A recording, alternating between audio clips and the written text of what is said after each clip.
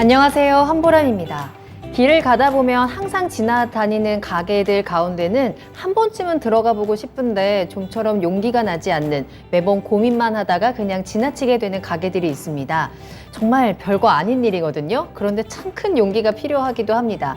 살다 보면 이런 일들이 참 많잖아요. 정말 작고 사소하지만 용기가 필요한 일들, 좀처럼 쉽게 결심이 서지 않는 그런 일들에 한 걸음 내디뎌 보는 것도 좋을 것 같습니다. 그 한 걸음으로 인해서 커다란 변화가 나타나거나 기적이 다가오지는 않을 수도 있겠지만 내 마음에 남아있던 답답함이 조금은 좀 가벼워질 수 있지 않을까요? 자, 그러니까 여러분, 내일은 그 어떤 것이라도 좋습니다. 한번 꼭 용기를 내보세요. 자, 그럼 투자의 신 지금 시작하겠습니다.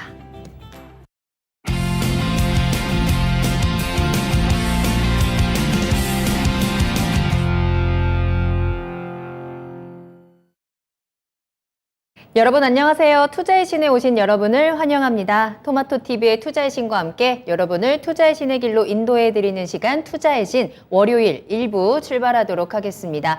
오늘 이재필 전문가님과 함께 할게요. 전문가님 안녕하세요. 예, 반갑습니다. 예. 시작부터 이렇게 제가 이름을 잘못 말했네요. 예. 자, 오늘 이재필 전문가님과 함께 또 지금부터 1시간 동안 이번 주를 어떻게 하면 잘 보낼 수 있을지 그에 대한 이야기를 좀 나눠보도록 하겠습니다. 시장에 대한 포인트 전해드릴 거고요. 또 여러분들이 궁금하시는, 고민을 한가득 가지고 계시는 그 종목에 대한 궁금증도 해결 도와드릴 테니까요. 지금부터 저희와 함께 해주시길 바라겠습니다. 자, 먼저 유튜브를 통해서 참여하실 수 있습니다. 유튜브에 토마토 증권통 검색하고 들어오셔서 실시간 채팅창에 이야기 나눠주시면 되겠고요. 전화로도 이야기 나누도록 할게요. 02-325-8200번, 325-8200번으로 문의 전화 주시고 조금 더 자세한 이야기 나눠보도록 하겠습니다. 자, 채팅창에 종목 상담 신청 남겨주실 때는 종목명, 매수가, 비중 꼭 같이 남겨주시고요. 매수 문의도, 그리고 시장에 대한 궁금증도 그 어떤 것이든 좋습니다. 계속 내가 가지고 있었던 나만의 고민들 다 털어놓으시고 속 시원하게 해결책 찾아가시길 바라겠습니다. 자, 오늘 월요일입니다. 시장은 좀 빠지면서 출발을 했죠. 이번 한 주가 과연 어떻게 흘러갈지, 또 워낙에 FOMC라는 중요한 이벤트를 앞두고 있기 때문에 우리 투자자들도 계속해서 좀 긴장하면서 시장을 바라보고 있을 것 같은데요. 오늘 하루 어떻게 보내셨나요? 채팅창에서 또 추석 체크하면서 출발해 보도록 하겠습니다. 상한가 밤비님 잘 오셨습니다. 또 벙벙님 오늘도 오셨고요. 꿈꽃도 귀신 꿈꽃도님 오늘 시장 무서웠습니다 라면서도 오셨는데 귀신 꿈보다 오늘 시장이 더 무서웠을 것 같습니다. 오늘 또 많이 빠지기도 했고요. 하지만 또 빠진 만큼 올라갈 날도 분명히 있을 거고 그 안에서 우리가 대처할 수 있는, 또 빠져나갈 수 있는 방법들도 분명히 있을 겁니다. 너무 무서워하지 마시고요. 지금 저희한테 궁금한 점 해결책 물어보시면 좋을 것 같고요. 준호님도 잘 오셨어요. 최민스 님께서도 안녕하세요 라면서 오셨는데 반갑습니다. 뚠뚠이 님도 잘 오셨습니다. 귀연야옹 님, 바이오주 가지고 계시는구나. 정말 어떡하면 좋아요 라고 또 걱정 한가득 담긴 댓글도 남겨주셨는데 종목 올려주세요. 저희가 오늘 꼭 상담해 드리도록 하겠습니다.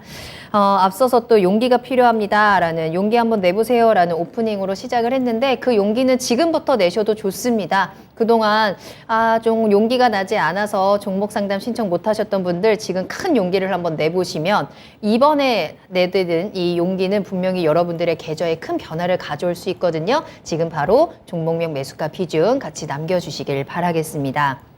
자, 그럼 저희 종목 상담 신청 받는 동안 오늘장에 대한 정리 한번 하고 출발을 하도록 할게요. 지금 채팅창에서도 분위기가 많이 겁에 질려 있는 모습입니다. 오늘 시장 월요일부터 또 많이 빠졌어요. 오늘장 어떻게 정리할 수 있을까요? 예, 조금 다들 걱정이 조금 되는 그런 움직임이 좀 나왔죠. 자, 지난주 월요일 같은 경우는 추석 연휴라서 이 시간은 없었고 그 전주에 조금 반등이 나오면 현금을 좀 만들어서 추석을 보내자 이런 말씀을 드렸었는데 화요일 날 잠깐 반등 나오고 난 다음 그 다음에 이렇다 할 반등이 나오질 않았기 때문에 아마 우리 시청자님들께서 현금을 이렇게 보유하고 넘어가신 분들 같은 경우는 그렇게 크게 많지는 않을 걸로 생각이 돼서 그래서 조금 더 마음이 무겁긴 하네요.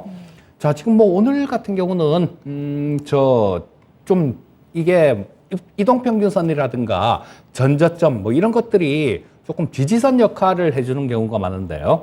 추석 전에 그 기록했던 저점을 오늘 또 깨버린 모습이 나오고 있죠. 자, 여기서 보시게 되면 이때 좀 저점을 기록했었는데 추석 지나기 전에요. 자, 요거를 추석 지나고 와서 하루 정도 분위기가 참 좋았었죠. 우리 추석 연휴 쉬는 동안 미국 증시가 계속 올랐었죠. 그래서 그걸 반영하느라고 급등을 했었는데 이 22평선 2450포인트 정도 있는 22평선을 돌파를 못하고 거기서 밀리는 모습이 나오고 좀 뭐 지금 오늘 같은 경우는 급기야 전저점마저 이렇게 붕괴를 시키는 모습이 나왔는데요. 자, 뭐 기술적으로는 조금 답답한 모습입니다.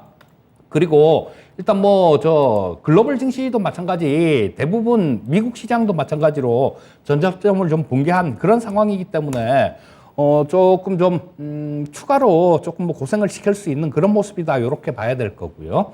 일단은 2276포인트가 전저점을 기록하고 있는데, 자, 뭐 FOMC 전에 뭐 요 부분을 조금 안 깨고 일단 뭐 계속 좀 진행이 된다라면 지금 연준의 통화정책회의에 대한 공포감이 워낙 큰 상태입니다.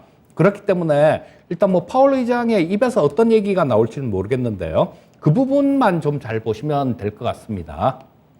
지금 0.75%가 중요하고 0.1%가 중요한 게 아니라 지금 이번에 0.75를 올렸을 경우에는 다음번에 0.5, 그 다음에 0.25 이렇게 돼서 뭐 합치면 지금 2.5%니까요. 한 4% 정도에서 이번 금리 사이클에 금리 고점을 기록할 수 있을 것이다라는 그런 부분들이 있었는데, 지금 만약에 뭐 1%를 올린다거나 그렇게 돼버리면 4%보다 높아질 수 있다는 거죠. 최종 금리 이 종착점이.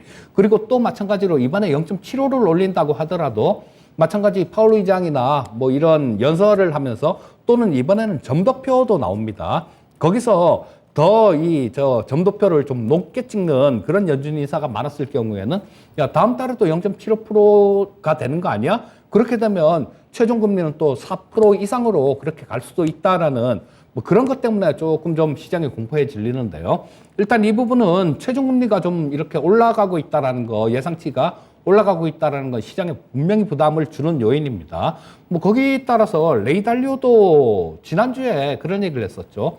이 금리가 뭐 한 4%대 중반 정도 그 정도까지 좀 올라간다라면 미국 증시는 S&P 기준으로 앞으로 뭐 한 20% 정도 추가 하락할 수도 있다라는 그런 얘기를 했는데요. 일단 그런 부분들은 제가 확증 편향에서 좀 벗어나라는 그런 얘기를 투자이신 추석 전에 마지막에 좀 말씀을 드렸었는데요. 일단 지금 현재 상황 같은 경우는 좀 저도 좋게 좀 이렇게 말씀을 드릴 수 있었으면 좋겠는데 그렇게 밝지는 못한 그런 모습입니다. 그래서 2276포인트가 전 저점인데요. 자, 이 저점 지지선을 좀 테스트할 가능성, 이럴 가능성은 좀 열어두시고 뭐 시장을 조금 보수적으로 보시고 매매를 하시더라도 조금 올라간 종목들 쫓아다니는 매매, 이거 굉장히 안 좋습니다, 요즘.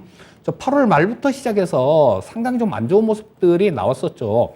8월 말부터 그동안 굉장히 강하게 움직였던 조선주들이 두들겨 맞기 시작했습니다. 그리고 또 추석 전에 또 방산주들이 굉장히 강했었는데 조선주의 바통을 이어서 방산주들이 두들겨 맞기 시작했어요. 그리고 오늘 같은 경우에는 급기야 그동안 잘 버티던 LG 에너지 솔루션도 5%나 급락하는 모습이 나왔습니다. 자, 이런 현상들은 이 주가가 빠지다가 처음에는 뭐 이 차별화 현상이 나오면서 버티는 종목들은 버텨요. 그런데 계속해서 주가가 빠진다 그러면 시장을 이기는 종목은 없다라는 뭐 그런 현상이 나오는 거죠. 그래서 이렇게 두들겨 맞는 거니까 매매를 하시더라도 좀 올라있는 종목군들 이런 것들을 쫓아가는 그런 매매는 절대로 하셔서는 안 될 것 같고요. 좀 어떤 종목이든 간에 저점에서 잡아갖고 조금 짧은 매매를 하는 뭐 그런 방법이 훨씬 더 좋겠다. 뭐 이렇게 말씀드릴 수 있겠습니다. 네, 생각처럼 정말 시장이 쉽게 흘러가지 않고 있습니다. 믿을 구석이 없다라는 생각도 좀 드는데요. 공포감은 점점 더 짙어져만 가고 부담도 커져만 가는 시장입니다. 특히나 이번 주가 참 많이 중요할 것 같은데 이렇게 어려울 때일수록 우리가 좀 힘을 합쳐야 되겠죠. 혼자 고민하지 마시고 지금 이 시간 투자의 신과 함께 하시면서 위로도 하시고 응원도 받으시고 또 여러 가지 정보들도 얻어가시면 좋을 것 같습니다. 특히나 내 종목에 대한, 내 계좌에 대한 해결책은 지금 이 시간 투자의 신 이재필 전문가님과 함께 하시면서 조금 더 그 방향성을 확실하게 잡아가시면 큰 도움 되실 수 있거든요. 자, 지금부터 여러분들의 이야기 조금 더 자세히 듣도록 하겠습니다. 궁금하신 종목 있으시다면 종목명, 매수가, 비중 지금 바로 남겨주시면 되겠습니다. 유튜브에 토마토 증권통 검색하고 들어오시면 되겠고요. 저희 전화 주시면 이재필 전문가님과 또 직접 이야기 나누시면서 여러분들께 딱 맞는 맞춤형 해결책 찾아가실 수 있을 겁니다. 02-325-8200번, 325-8200번으로 문의 전화 주시길 바라겠습니다. 자, 그러면 종목 진단 한번 출발을 해보도록 할까요? 오늘도 종목을 정말 많이 올려주고 계십니다. 너구리님 오셨네요. 잘 오셨고요. 힘내자님 힘내시길 바라겠습니다. 종목도 올려주셨는데 저희가 체크하도록 할게요. 나비아님 그리고 해법심님도 반갑습니다. 박충현님의 이름도 보이고 있고요. 계속해서 저희가 종목 상담 신청 접수받고 있으니까 지금 바로 올려주시고 전화 열려 있다는 점 다시 한번 알려드릴게요. 자, 그러면 첫 번째 종목 상담 바로 출발하겠습니다. 유튜브에서 최민스 님께서 올려주신 종목 신한지주 살펴볼게요. 매수하신 가격은 35,000원이고요. 비중은 10% 보유하고 계십니다. 신한지주 오늘은 36,100원에 거래를 마쳤습니다. 이 종목이 그래도 흐름이 좀 괜찮나 싶다가 여름 들어서면서 5월 딱 꺾이기 시작하면서 급락을 했었던 종목인데 지금 현재는 좀 박스권에서 움직이고 있다라고 좀 체크가 되고 있거든요. 그래도 지난주부터 다시 한번 좀 올라오는 흐름, 빨간불을 잘 보여주고 있는데 앞으로는 어떻게 대응을 하는 게 좋을까요? 지금 현재 시장에서 좀 투자 대안이 될 수 있는 그런 종목군들이다라는 생각입니다. 은행주들 같은 경우는. 물론 뭐 이 신한지주 같은 경우는 배당 수익률이, 연말 배당 수익률이 뭐 다른 종목들, 뭐 우리금융지주나 이런 것들보다는 좀 낮지만요. 그래도 상당한 배당 수익률을 거둘 수 있는 그런 종목군들입니다. 자, 이 신한지주 같은 경우도 일단 은행주들은 금리 인상에 좀 수혜를 볼 수 있는 그런 부분들이 좀 있죠. 근데, 지금 그 예대 금리 차이로 인해서 수익이 날 수 있는 이런 부분들보다 조금 나중에 대한 우려감들이 좀 크게 시장에 작용하고 있는 것 같아요. 자, 이 경기가 결국은 안 좋아지게 되면 사람들 빚 못 갚을 거 아니냐. 그렇게 되면 은행이 좀 더 위험해지고 수익성이 안 좋아질 수 있지 않겠느냐. 자, 이런 부분들이 지금 은행주를 이렇게 좀 올라가지 못하게 이렇게 제약하는 그런 요인들이 되는데요. 자, 일단 그런 부분들은 아직까지는 크게 걱정할 단계는 아니다라는 생각이에요. 그리고 지금 현재 시장에서 5월 달에 좀 이렇게 많이 급락한 부분을 뺀다라면 그 다음에는 특별하게 안 좋다라고 이렇게 볼 수 있는 그런 요인들은 없습니다. 자, 실적 부분들은 은행주들 같은 경우는 항상 저평가 영역이 있는 그런 종목군들이니까 실적 부분들은 안 봐도 될 거고요. 자, 향후의 실적 부분들이 그렇게 안 좋아질 것이냐, 우려감보다는 안 좋아질 수 있는, 실제로 안 좋아질 수 있는 그런 부분들은 작다라는 얘기예요. 그리고 저는 오히려 이 은행들이 수익성이 좀 더 좋아질 것 같은데, 왜냐하면 그렇죠, 금리가 이렇게 오르는 구간에서는 예금 금리는 되게 천천히 올리고 대출 금리는 총알같이 올리잖아요. 자, 그런 부분들이 있기 때문에 실적 부분은 좀 더 좋아질 수 있다라는 생각입니다. 그렇다면 지금 시장에서 전체 시장 분위기가 이렇게 안 좋은데 굳이 이 신한지주 같은 종목을 덜어내고 다른 종목으로 갈 수 있는 종목들은 그렇게 찾기가 쉽지 않다라는 생각이고요. 자, 그러면 일단 보유를 하시는 게 맞겠죠. 또 이 시장이 어려우면 어려울수록 조금 기업 가치가 높은 기업들, 이런 것들이 좀 부각을 받는 경우가 많습니다. 자, 그렇다 보면 이 은행주, 특히 신한지주 같은 경우도 상당히 좀 이 가치가 부각이 될 수 있는 그럴 가능성이 높은 종목이다라고 보시면 될 것 같고요. 또 이제 날씨가 좀 선선해지면 배당 투자를 노린 그런 자금들이 들어올 겁니다. 그런 쪽들이 주로 들어올 수 있는 부분들이 은행주가 대표적인 경우다. 이렇게 보시면 될 것 같아요. 자, 그래서 지금 현재 상태에서 35,000원에 매수를 하셨으면 매수가도 저 위에서 매수를 하신 게 아니라 조금 아래에서 조금 중간쯤에서 잘 매수를 하신 것 같습니다. 자, 지금 차트를 보면서 좀 말씀을 드리게 되면 지금 여기 박스권으로 이렇게 움직이고 있는 모습이죠. 자, 보시게 되면 고점은 37,000원 근처 정도, 그 정도 가면 조금 고점이고, 그다음에 떨어져도 뭐 한 34,000원 정도 그 정도 수준이다. 그 정도 수준에서 움직이고 있는데요.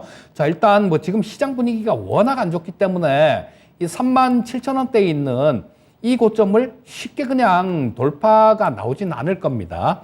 하지만 뭐 시간이 조금 지나고 아까 말씀드렸듯이 배당 투자에 대한 관심들 이런 것들이 조금 높아지는 구간이 나오게 되면 뭐 이 정도는 37,000원 정도는 뚫을 수 있다라는 생각이고요. 그리고 뭐 그 가격을 좀 뚫게 되면 한 38,500원대 정도에 지금 122평선하고 242평선이 걸려 있는데 이 정도 수준까지는 반등이 나올 수 있을 것 같습니다. 그래서 일단 뭐 지금 현재 상태에서는 보유 의견 말씀드리겠고요. 만약에 지금 보유 비중이 한 10% 정도 되시니까 이게 움직이다가 한 34,000원을 어쩌다 보면 장이 되게 좀 안 좋으면 34,000원이라는 가격, 이 가격도 붕괴를 시킬 수도 있습니다. 만약에 그런 움직임이 나온다라면 34,000원 아래에서는 뭐 10% 비중이니까 조금 더 한 번 더 추가 매수도 가능하겠다라는 생각이에요.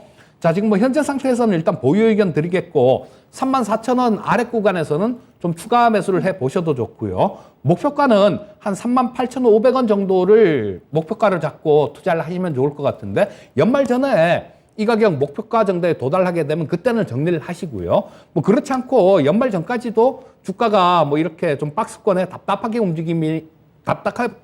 움직인다라면 뭐 그때는 일단 배당까지도 받는 전략을 말씀드리겠습니다. 네. 자, 첫 번째 종목으로 신한지주 진단 도와드렸습니다. 실적에 대한 걱정 없고요. 또 현재 시장에서 보유하는 데 의미가 있다라고 진단을 해드렸어요. 또 배당에 대한 부분까지 함께 체크를 해드렸습니다. 시간을 조금 더 준다라고 한다면 이 종목 38,500원까지 반등 가능성 있다라는 점과 함께 혹시라도 빠진다고 하더라도 34,000원 아래에서는 추가 매수도 괜찮다라는 조언까지 한번 참고를 해보시면 좋을 것 같습니다. 자, 이렇게 이재필 전문가님과 함께 여러분들 궁금하신 종목에 대해서 속 시원하게 해결책 전해드리고 있습니다. 지금 바로 유튜브로 함께 하시면서 종목명 매수가 비중 남겨주시길 바라겠고요. 02-325-8200번, 325-8200번 문의 전화 주시고 조금 더 자세한 이야기 꿀팁들 얻어 가시길 바라겠습니다. 자, 다음 상담 바로 만나보도록 할게요. 이번에는 너구리 님이 올려주신 종목이고요. 에코프로 HN 가지고 계십니다. 매수하신 가격은 37,500원입니다. 비중은 5% 보유하고 계시고요. 목표가보다 더 가버렸는데 수급이 좋으니까 욕심이 납니다. 전망과 매도가가 궁금해요 라면서 올려주셨어요. 수익 굉장히 잘 보고 계시는 지금 종목이기는 하거든요. 오늘 물론 외국인들이 대량으로 매도를 하면서 12% 넘는 급락이 나오기는 했습니다만 53,900원에 지금 거래를 마친 상황이고요.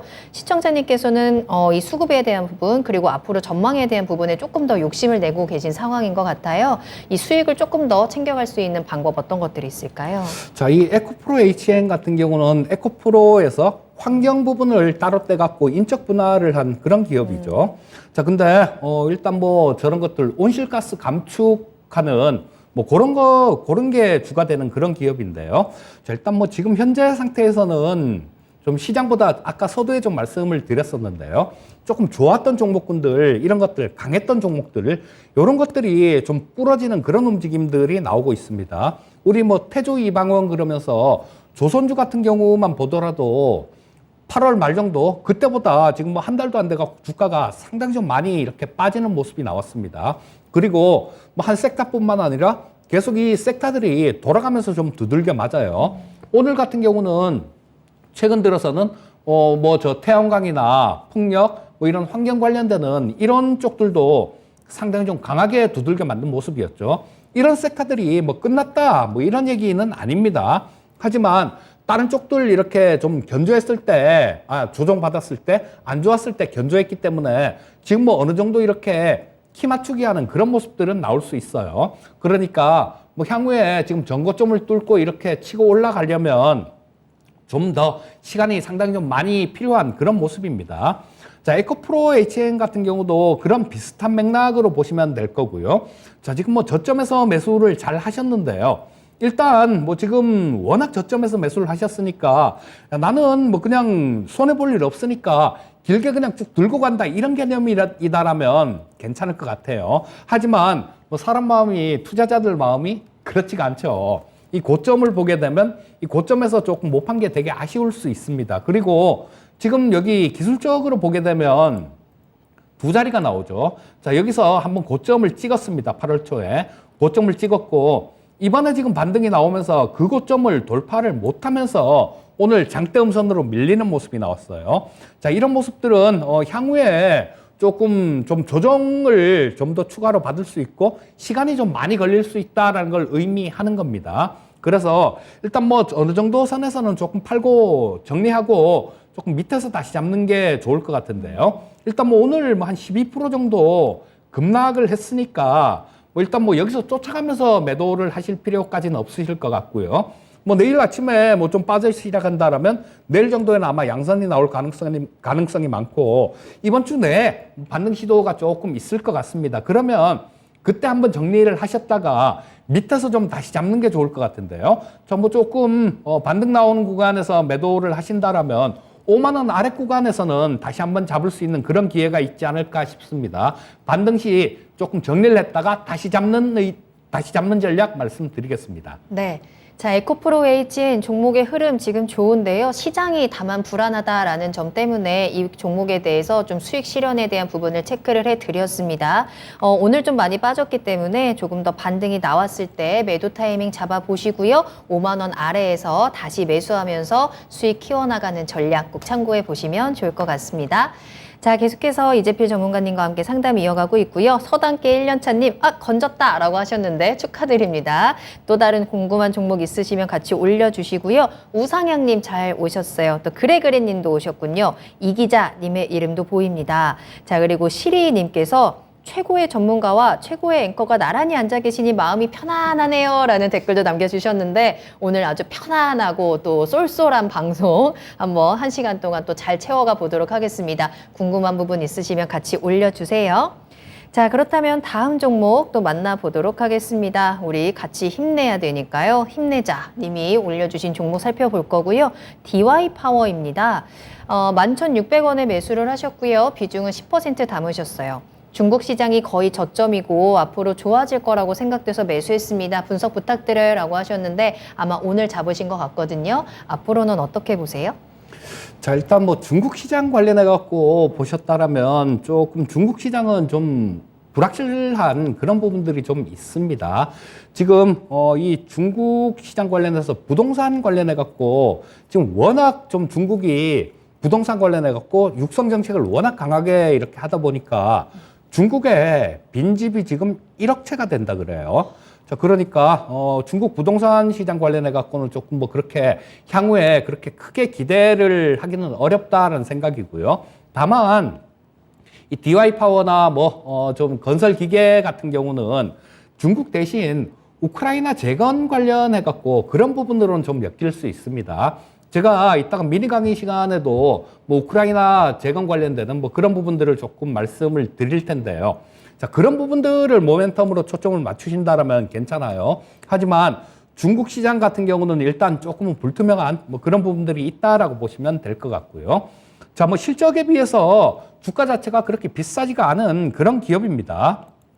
지금 시가총액이 1259억 정도밖에 안 되는 기업입니다. 그런데 뭐 이게 연결 기준으로는 한 400억 이상 영업이익이 작년에 흑자가 났고요. 근데 이게 별도 기준으로 보면 117억 정도죠. 하지만 뭐 올해 실적 같은 경우도 작년보다 그렇게 못하질 않습니다. 자, 뭐 중국 시장이 아까 지금 뭐 저점이 거의 저점 근처 같다라고 말씀을 해주신 게 뭐 이 부분이 실적에 잡히지 않아서 그런 모습이 나왔다라고 생각을 뭐 하고 계신 것 같은데 그 부분도 이 실적이 제대로 안 나오는 거는 그 부분도 많이 작용을 했을 겁니다. 하지만 뭐 향후에 이게 좀 나아질지 그 부분은 불투명하다라는 얘기예요. 자, 그러면 중국 시장 쪽이 그렇게 안 좋아졌으면 실적 같은 경우는 지금 뭐 더 나빠지진 않을 것이다라는 그런 부분으로 좀 해석을 할 수 있을 것 같고요. 자, 뭐 시가총액이 1,200억 정도밖에 안 되기 때문에 일단 뭐 지금 현재 상태는 주가가 좀 바닥권 근처에 있다라고 보셔도 될 것 같아요. 자, 제가 뭐 전저점, 전고점 이런 얘기를 가끔 말씀드리는데요. 자, 이 DY 파워를 보면 거의 뭐 그런 움직임이 나오고 있죠. 보시게 되면 이 6월 달에도 찍은 자리가 있고 7월 달에도 11,000원 정도를 바닥으로 찍었고요. 자, 그 다음에 계속 11,000원 근처 정도만 오면 반등이 나오는 그런 모습들이 나오고 있습니다. 자, 그렇다면 이 바닥은 여기는 좀 11,000원 정도는 굉장히 좀 신뢰할 수 있는 그런 바닥권이다라고도 말씀드릴 수 있을 거예요. 자, 그리고 뭐 지금 딱 봐도 그냥 박스권 주가가 나오고 있죠. 자, 그래서 지금 현재는 고점보다는 저점에 가까운 그런 자리다라고도 볼 수 있을 거예요. 자, 뭐 그래서 뭐 지금 현재 상태에서는 11,600원이시면 200원 정도 매수하신 가격보다는 마이너스인데요. 일단 뭐 지금 보유하시는 게 맞을 것 같아요. 그런데 반등이 나왔을 때 이게 또 이 12,000, 13,000원 근처에서는 좀 저항을 받을 수 있습니다. 지금 시장이 워낙 좀 힘든 그런 시장이에요. 근데 뭐 13,000원 근처 정도라면 뭐 지금 현재에서도 뭐 두 자릿수 수익률 정도는 나오죠. 그러니까 13,000원 근처 정도에서는 좀 큰 욕심을 부리지 마시고 박스권으로 매매를 하시면 좋을 것 같고요. 현재 상태에서는 일단 보유 의견 말씀드리겠고, 그 다음에 13,000원 근처 정도까지 간다라면 그때는 정리했다가 밑에서 또 다시 잡고 이런 매매 관점에서 접근하는 전략이 좋겠다. 이렇게 말씀드리겠습니다. 네. 자, DY 파워 보유 의견과 함께 박스권 대응 전략입니다. 13,000원 목표가 체크를 해드리면서 그 근처에서 수익 실현하고 빠져나오는 전략도 함께 확인해 보시길 바라겠습니다. 채팅창에 또 많은 분들 함께 해주고 계시고요. 그 사이에 또 살려님께서 또 슈퍼챗을 보내주셨습니다. 끼양 하면서 애교 부리면서 나타나셨는데 오랜만에 등장하시면서 이렇게 애교와 함께 슈퍼챗 보내주신 건가요? 지난주에는 또 금방 가셨던 거 제가 다 봤습니다. 오늘은 또 이렇게 오랜만에 오셨으니까 끝까지 11시까지 함께 하셨으면 좋겠어요. 또 채팅창에 살려님이 있어야 또 기분이 좋거든요. 여러분들께서도 환영해 주시고 11시까지 다른 시청자분들도 저희와 또 2부에서도 계속해서 이어지니까 다양한 이야기 함께 나눠가시길 바라겠습니다. 또 한강님과 또 잉소희 님도 잘 오셨어요. 자, 그러면 다음 전화 받기 전에 반올림 100%님께서 저도 있어요 라고 다급하게 또 출석 체크해 주셔서 체크하도록 하겠습니다. 자, 그럼 다음 상담은요, 저희 전화로 이야기 나눠보도록 할게요. 시청자님 안녕하세요. 안녕하세요. 네, 반갑습니다. 자, 반갑습니다. 오늘 네, 어떤 종목 궁금하실까요? LX 인터내셔널입니다. 네, LX 인터내셔널 매수가랑 비중 어떻게 되세요? 4150원에 60%입니다. 알겠습니다. 4150원 60% 오늘 들어가셨을까요, 혹시? 아닙니다. 이거 가지고 몇달 돼 계셨어요? 있거든요. 아, 그래요? 알겠습니다. 이 종목이 진짜 시장과 상관없이 계속해서 지금 올라가던 종목이었다가 최근에 조금 이틀 동안 파란불을 켜냈습니다. 조금 불안한 마음도 있으실 것 같은데요. 어떤 점이 가장 궁금하실까요?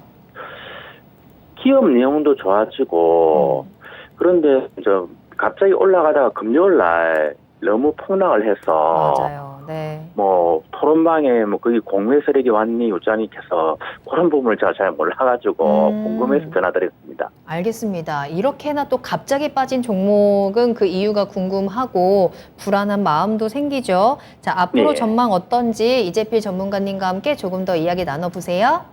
예. 네. 예, 시청자님 안녕하세요. 예, 안녕하십니까. 예, 반갑습니다. 예. 금요일 날 좀 많이 놀라셨죠? 생각 의외로 많이 빠져가지고. 저도 이 LX 인터내셔널을 항상 좀 관심을 많이 갖고 보던 그런 종목이거든요. 근데 금요일 날 폭락을 하길래 야, 이거 대체 뭔 일이냐라는 싶은 생각이 들어서 좀 찾아봤어요. 이리저리 아무리 찾아봐도 뭐 관련되는 어떤 뭐 악재라든가 이런 내용이 나오진 않더라고요. 근데 뭐 오늘 이 LX 그룹의 후계 구도 관련해 갖고 뭐 LX 쪽을 그 후계 구도 관련되는 뭐 그런 얘기들이 그런 뉴스들이 조금 나오던데 글쎄 뭐 그것도 좀 설득력은 없어요. 뭐 그래서 좀 이 주식들을 조금 뭐 저 매수를 하고 그랬다고 LX 그룹에 있는 주식들을요. 3세가 매수를 좀 하고 그랬다라는 내용이 있던데 그 부분 때문에 빠졌다는 것도 좀 설득력이 없습니다. 그래서 이건 아마 그런 부분들일 거예요. 자, 지금 시장이 굉장히 좀 안 좋았었죠. 근데 뭐 아까도 좀 말씀드렸습니다만 지난 8월 말 정도서부터 시작했고 조선주들 두들겨 맞고 그다음에 뭐 방산주들도 두들겨 맞고 여러 가지 섹터들이 그동안 강했던 섹터들이 워낙 이렇게 좀 세게 두들겨 맞았습니다. 그래서 아마 이 공매도가 많이 들어왔다는 것도 아마 그런 부분들이 일정 부분 작용을 했다라고 봐야 돼요. 자, 시장이 어느 정도 껏 빠지면 버티는 종목들은 버티는데 뭐 좀 이렇게 공매도를 노리고 뭐 고점에 올라와 있으니까 그 투기적인 그런 매매가 들어왔을 수도 있다라는 생각이에요. 하지만 이런 투기적인 부분들, 이런 부분들은 그렇게 크게 오래 이렇게 압력으로 작용을 하진 못합니다. 그리고 이 LX 인터내셔널이 실적 부분도 우리 시청자님께서도 잘 알고 계신 것 같아요. 자, 이 LX 인터내셔널 같은 경우는 물론 연결 기준입니다. 연결 해외 법인들이 많기 때문에 이거 당연히 연결 기준으로 볼 수밖에 없어요. 이런 거는. 작년에 한 6,500억 정도 영업이익이 흑자가 났고 올해는 9,700억 정도가 예상이 되고요. 1분기, 2분기 같은 경우는 작년보다는 실적 부분들이 훨씬 좋습니다. 그리고 대표적인 해외 자원 개발 관련 그런 섹터에 속하는 게 이 LX 인터내셔널이죠. 가스 전부터 시작해갖고 석탄, 원유 이런 것들 굉장히 많은 해외 자원에 투자를 하고 있는 그런 기업입니다. 자, 지금 푸틴이 상당히 좀 코너에 몰렸죠.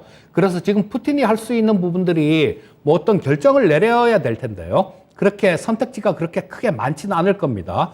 러시아의 전쟁을 우리 이제 전시 상황이다 이러면서 총동원령을 선포해갖고 군대를 다시 징집을 하거나 그렇지만 이 부분은 좀 어려울 거예요. 왜냐하면 러시아 내부에서도 지금 반발하는 그런 부분들이 있기 때문에. 자, 그렇다면 천연가스나 이 자원들 이런 걸 갖고 서방을 좀 압박하는 그런 방법밖에 없어요. 그래서 그 식량 관련되는 것들 지금 수출을 허용했는데 이 부분도 다시 막힐 수도 있다. 이런 분석들도 나오고 있습니다. 자, 그렇다면 이 해외 자원 개발 관련되는 이런 쪽들 같은 경우는 향후에도 또 계속해서 주목을 받을 수 있는 그런 모습입니다. 다만 이렇게 좀 어제 금요일 날 급락한 거는 아까 말씀드렸던 좀 다른 종목들하고 워낙 차이가 많이 났어요. 다른 종목들 지금 이만큼 밑에서 올라온 만큼 안 빠졌으면 다행인 시장인데요. 이 LX 인터내셔널 같은 경우는 그만큼 견조했으니까 거기에 대한 조금 반작용이다 이렇게 보시면 좋을 것 같고요. 자, 시청자님 조금 기다리실 수 있는 그런 심적 여유나 이런 건 있으신 거죠? 시청자님? 예, 조금 기다릴 수는 있으신 거죠? 충분히 기다릴 시간이 있습니다. 예, 시간적으로 충분히 기다리실 수 있다라면 일단 그냥 보유하고 들고 가실 수 있는데요. 다만 비중이 너무 높아요. 비중이 너무 높으시니까 일단 좀 기다려 보시면 한 지금 하락한데 중간 정도 지점, 그러니까 한 45,000원 근처 정도, 그 정도까지 좀 반등이 나오면 거기서는 비중이 너무 많으시니까 한 절반 정도만 덜어내시고요. 나머지 절반만 들고 조금 길게 들고 가는 전략을 말씀드리겠습니다. 예, 감사합니다. 네. 예, 감사합니다. 자, 시청자님, 오늘 최근에 하락에 너무 걱정하지 마시고요. 일단 45,000원까지 반등 가능성 체크를 해드렸으니까 기다려보시고 비중이 너무 무겁다라는 점도 함께 염두를 해두시면서 조금 더 가볍게 가져갈 수 있었으면 좋겠습니다. 도움이 좀 되셨을까요? 고려하겠습니다. 네, 감사합니다. 감사합니다. 네. 자, LX 인터내셔널까지 진단 도와드렸습니다. 자, 계속해서 이재필 전문가님과 함께하고 있고요. 또 이렇게 전화 주시면 조금 더 자세한 이야기 나눠보도록 하겠습니다. 궁금하신 종목명, 매수가, 비중 지금 유튜브 실시간 채팅창을 통해서 남겨주시길 바라겠고요. 전화 계속해서 열어두겠습니다. 02325-8200번, 325-8200번 문의 전화 주시길 바라겠습니다. 다음 상담은요, 유튜브로 올려주신 종목 다시 한번 이어갈 거고요. 그래 님께서 올려주신 종목입니다. 태광 들어가셨다라면서 올려주셨고 매수하신 가격이 16,500원입니다. 비중은 5% 가지고 계시네요. 이 종목은 앞으로 어떻게 보실까요? 자, 이 피팅 관련주들도 좀 굉장히 좋은 모습이었는데 이 조선주들이 먼저 현대미포조선 주가를 한번 보겠습니다.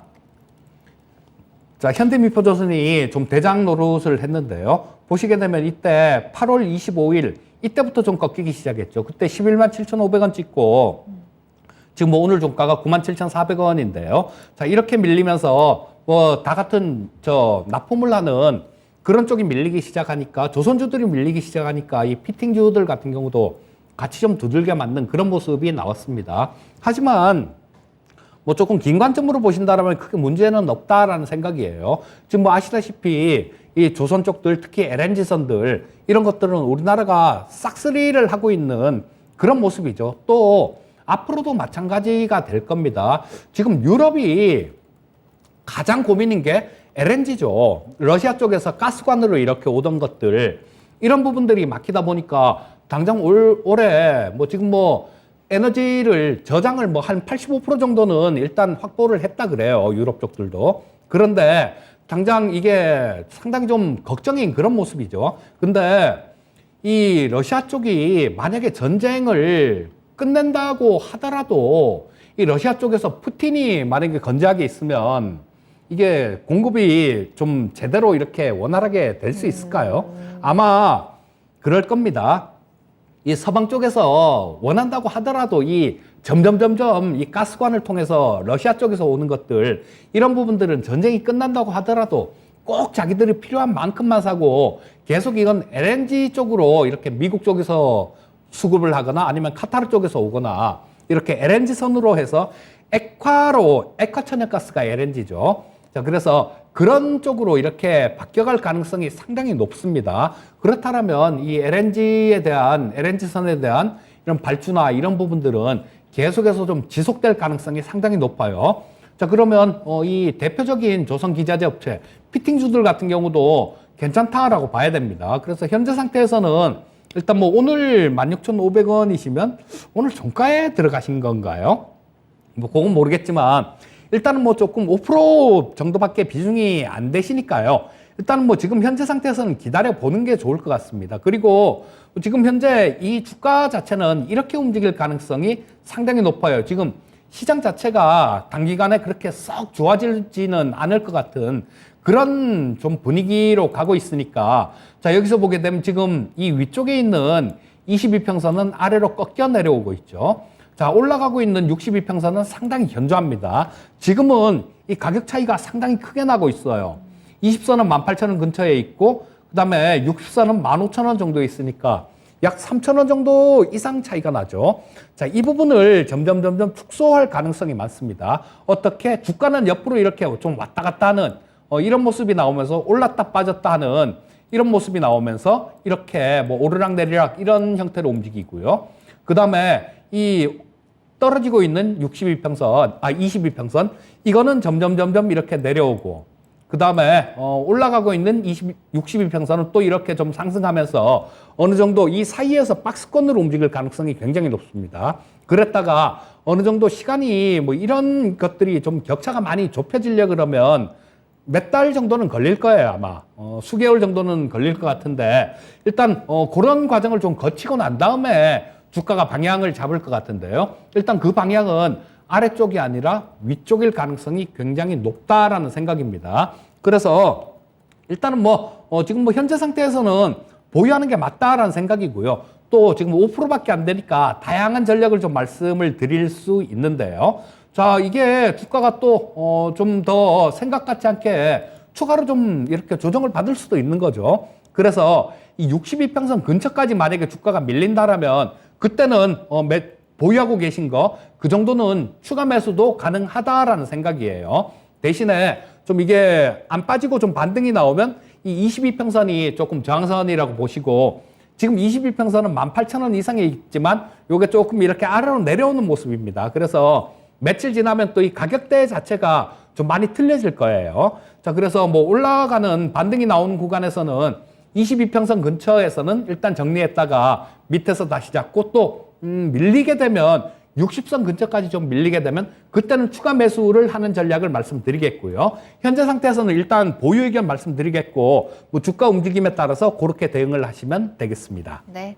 자, 태광입니다. 조금 더 지켜볼 수 있는 종목이고요. 주가가 방향을 잡아가는데 시간이 조금 필요한 상황입니다. 다행히도 그 방향성이 위쪽일 가능성을 조금 더 체크를 해드렸고, 61선 근처까지 조정이 나왔을 때는 추가 매수, 그리고 21선 근처에서는 매도 전략 한번 체크해 보시길 바라겠습니다. 자, 다음 상담 저희 바로 한번 만나보도록 할까요? 전화로 이야기 나누겠습니다. 시청자님 안녕하세요. 예, 안녕하세요. 네, 안녕하세요. 반갑습니다. 반갑습니다. 네, 자, 오늘 종목 어떤 거 궁금하실까요? 예, 유일 로보틱스 36,000원에 20%입니다. 36,000원에 20% 알겠습니다. 이 종목이 그래도 잘 올라가다가 그 보호예수 물량 풀리면서 지금 하락을 하는 것 같거든요. 어떤 점이 가장 궁금하세요? 30일 날 AI 데이 모멘텀이 따라서 네. 매수했는데요. 네. 30일 그 AI 데이 며칠 전에 매도를 해야 되는지 또 알고 싶고요. 네. 그 부분이 가장 궁금하세요? 예, 그것도 알고 싶고, 네. 매수가까지는 올까요? 그 30일 전에. 알겠습니다. 내가 이 종목 손실을 안 보고 팔 수 있을지 그리고 그 모멘텀을 어떻게 또 활용을 해야 되는지 한번 이야기 나눠볼게요. 전문가님과 이야기 나눠보세요. 네. 예, 신장님 안녕하세요. 안녕하세요. 예, 로봇 관련주들이 꽤 있는데 이 유일 로보틱스를 매수하신 이유가 따로 있으실까요? 아니, 방송에서 유일 로보틱스 AI 데이 때문에 매수하는 게 좋다고도 여러 군데서 나오길래 샀어요. 예, 일단 뭐 그런 부분들은 다른 로봇 관련주들도 다 뭐 해당이 되는 그런 부분들이 있죠. 근데 이 로봇 관련주들도 마찬가지로 조금 좀 지금 다른 종목들보다 상당히 견조한 그런 모습이었어요. 그래서 아까 뭐 좀 급락했던 그런 쪽들하고 비슷한 맥락에서 이렇게 좀 밀리는 그런 모습들이 나오고 있는데요. 자, 이 AI 데이 같은 경우도 마찬가지 뭐 충분히 모멘텀으로는 작용할 수 있습니다. 그리고 이것도 마찬가지, 이 종목도 마찬가지로 뭐 한 27,000원대 쪽, 28,000원대 정도 그 정도에서는 뭐 조금 이렇게 옆으로 이렇게 여기서 거래가 좀 많이 된 그런 자리가 있죠. 여기 보시게 되면. 자, 그래서 조금 뭐 추가로 이렇게 하락을 한다고 하더라도 조금 제한적일 가능성이 많고요. 자, 그래도 일단 뭐 3일 정도 좀 급락을 이렇게 한 모습이기 때문에 지금은 어느 정도 기술적 반등을 좀 노려볼 수 있는 그런 종목이 된다라는 생각이에요. 자, 근데 이 AI 데이 관련해 갖고 정확하게 이틀 전에 파세요, 3일 전에 파세요, 이거는 알 수가 없는 부분이에요. 그 부분은 그때그때 수급을 봐가면서 좀 매매를 하셔야 될 텐데요. 자, 이 30일 날 만약에 AI 데이가 있다라면 보통 예전에는 그런 모멘텀이 나오는 딱 그날 고점을 찍는 경우가 굉장히 많았었어요. 그런데 최근 들어서는 시장이 또 굉장히 많이 영악해졌습니다. 그래서 그 전에 뭐 한 일주일 정도 전에 이 고점을 찍는 경우가 굉장히 많아요. 자, 그래서 뭐 일단 지금 현재 상태에서는 많이 빠졌기 때문에 일단 보유 의견은 드릴 수 있을 것 같고요. 자, 매수하신 가격이 36,000원 정도인데 이거는 어떤 뭐 관련되는 어떤 뚜렷한 그런 뉴스라든가 뭐 이런 것들이 한번 뭐 분석 자료라든가 이런 것들이 좀 나와줘야 되는데 이 로봇 관련해 갖고는 가끔씩 이렇게 모멘텀에 대한 뉴스들도 나옵니다. 오늘도 뉴스를 좀 이렇게 보다 보니까 삼성에서 이 로봇, 입는 로봇, 웨어러블 로봇이죠. 그걸 올해 내에 좀 출시를 할 것이다. 뭐 이런 뉴스들도 있더라고요. 그런 부분들도 좀 모멘텀으로 작용을 할 수 있습니다. 자, 그런 부분들이 나온다라면 우리 시청자님 매수하신 가격대 36,000원이면 조금 비싸긴 비싸게 매수를 하셨네요.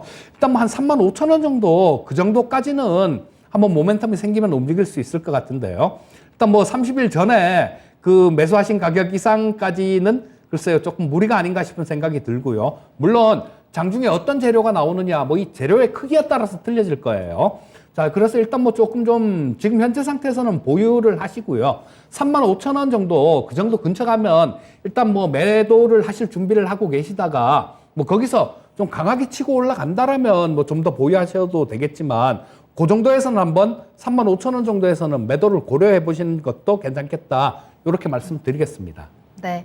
자, 시청자님 지금 짧은 사이에 많이 빠졌기 때문에 반등에 대한 가능성은 짚어두셨고요. 따라서 35,000원을 한번 기준선으로 두시고 그 상황에서 시장의 분위기 살펴보시면서 또 모멘텀 살펴보시면서 대응을 하시는 것도 좋을 것 같습니다. 도움이 좀 되셨을까요?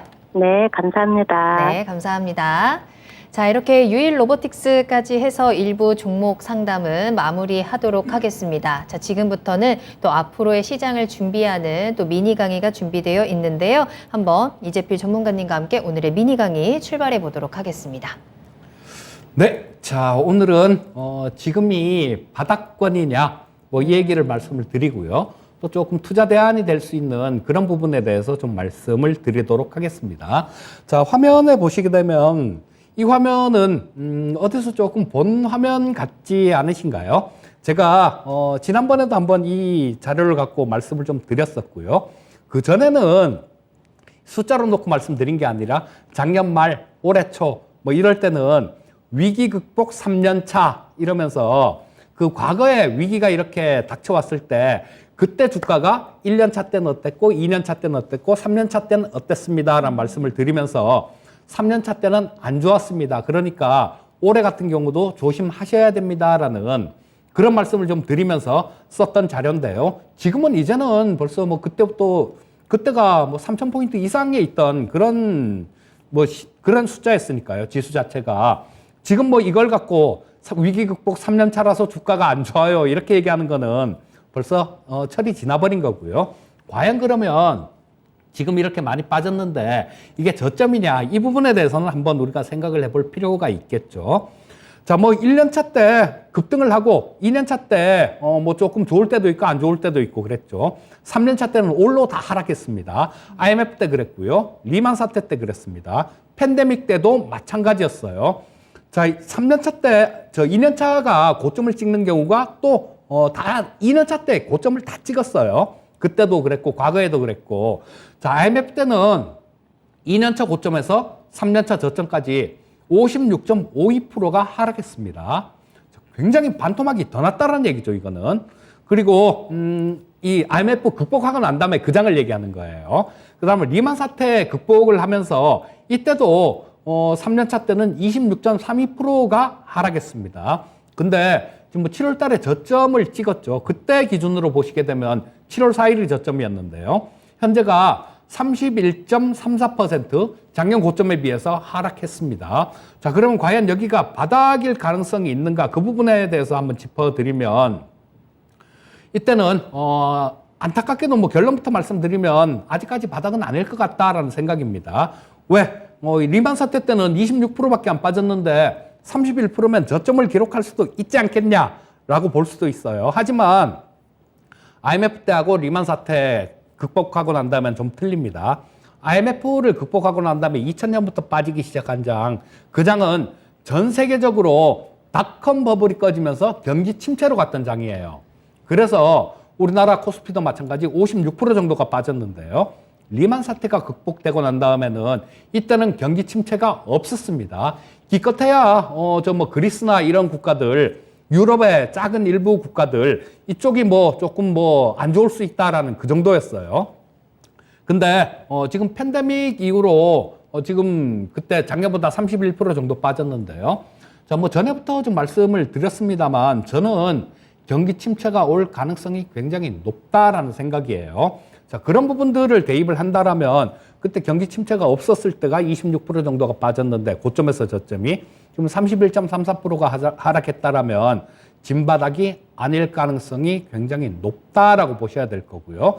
자, 그렇다면 뭐 보통 좀 너무 공격적인 그런 매매는 조금 자제를 하시는 게 좋을 것 같고요. 자, 뭐 이 문제만 제기하고 조금 뭐 거기에 대한 해답을 안 드려서는 안 될 것 같으니까 한 가지 또 투자 아이디어를 좀 말씀드리겠습니다. 자, 지금 급락장이죠. 솟아날 구멍이 과연 어디에 있을까요? 저는 이 우크라이나 전황에 좀 있다라고 봅니다. 보시면 여기에 지금 파란색으로 이렇게 돼 있는 부분이요.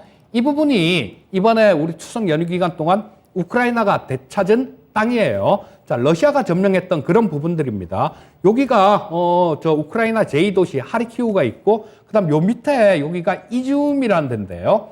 여기까지 탈환을 했습니다. 근데 이 이지움 같은 경우는 이 러시아 군들이 보급 기지를 활용하던 데예요. 근데 이쪽에서 뭐 러시아 군들이 도망치면서 무기고 뭐고 다 놓고 도망을 갔다랍니다.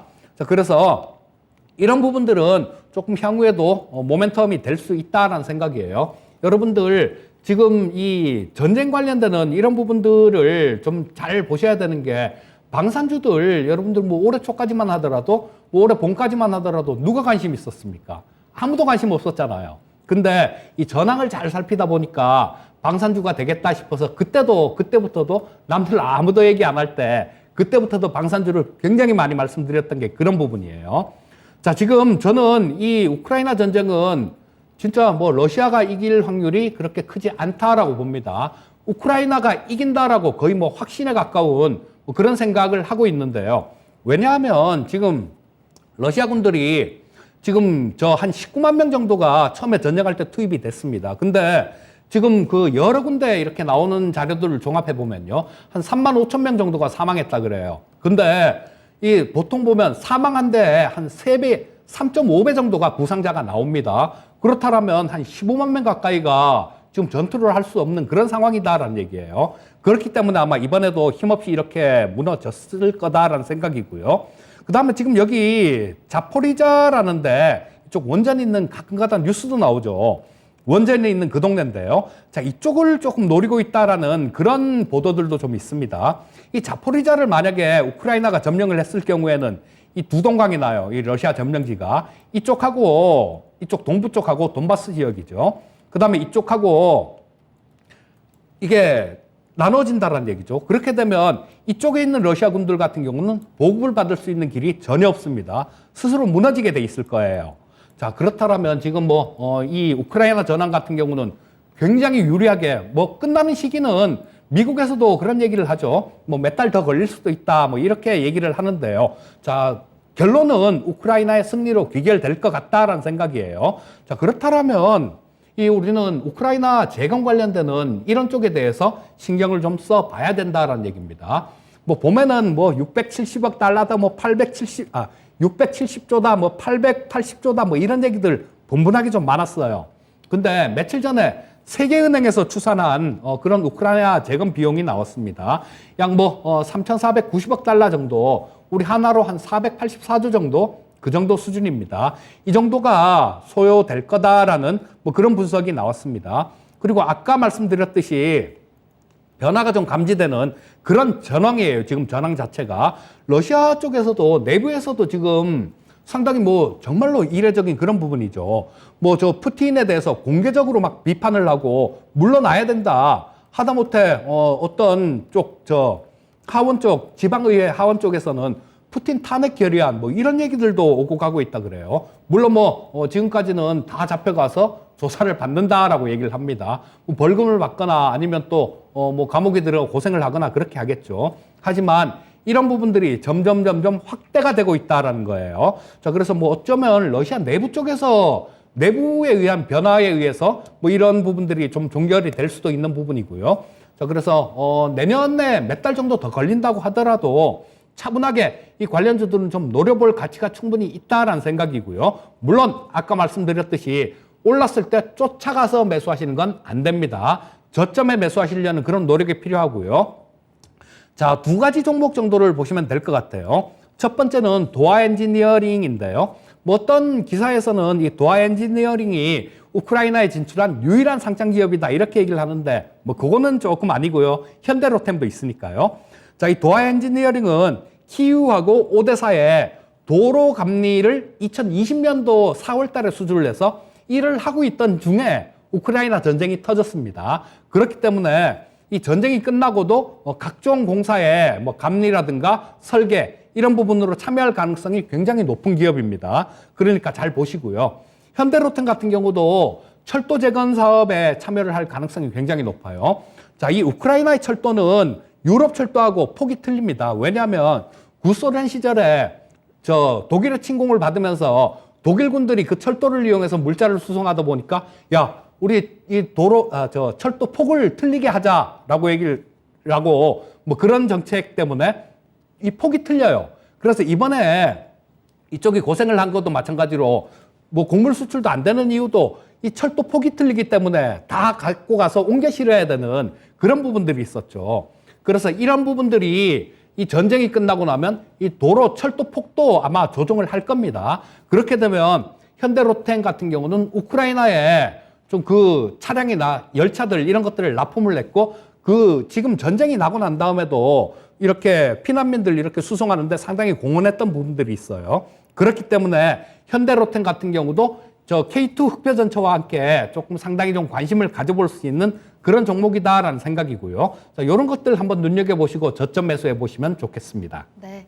자, 끝날 때까지 끝난 게 아닙니다. 그 모든 악재들이 아직 아무것도 완전히 해결된 것이 없고 그렇기 때문에 방심하지 말고 조금 더 객관적인 시장 대응이 필요할 것 같고요. 다만 하락장에도 솟아날 구멍이 있다라는 점과 함께 우크라 제공 관련주들 또 특징주까지 전해드렸으니까요. 잘 담아가 보시면 좋겠습니다. 자, 이렇게 오늘 이재필 전문가님과 함께 또 1시간 꽉 채워서 시장에 대한 이야기 나눠봤고요. 전문가님과는 여기서 먼저 인사드리겠습니다. 오늘 감사합니다. 네, 감사합니다.